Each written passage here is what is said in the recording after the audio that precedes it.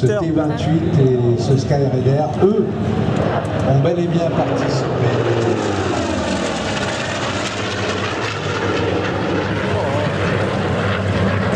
Et maintenant, ça, c'est pour moi. J'ai un bis.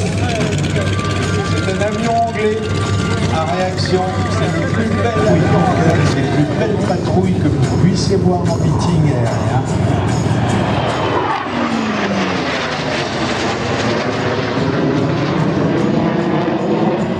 Vous avez donc le plus beau chasseur à hélice à avoir jamais volé, qui date de la fin des avions à hélice, qui est un Hawker, qui est le Sea Fury.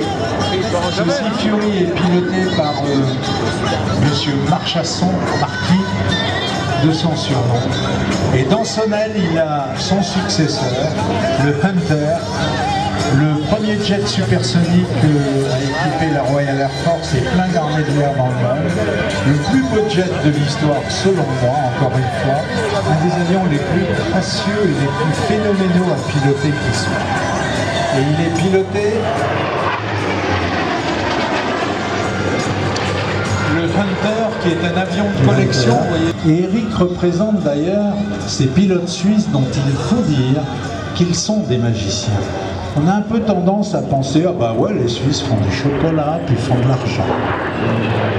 Mais les Suisses font aussi quelques-uns des plus grands et des plus grands aviateurs du monde. Et cette patrouille dissymétrique, elle est absolument phénoménale. En patrouille, un avion à hélice, certes un avion à haute performance qui va vite, bien piloté, c'est un miracle.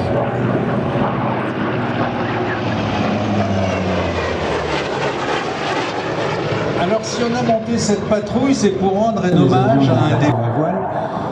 Et donc, Sidney Cam avait dessiné un certain nombre de biplans.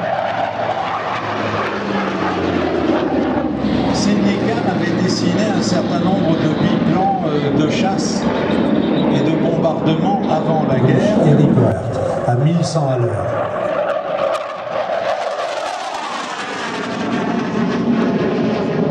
Alors bonhomme, quand tu montes dans un Hunter, si tu n'es jamais monté dans un Hunter, tu arrives dans un tout petit endroit tout peint en noir.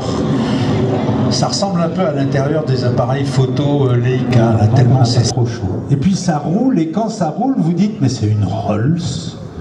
Ça roule tout, c'est incroyable.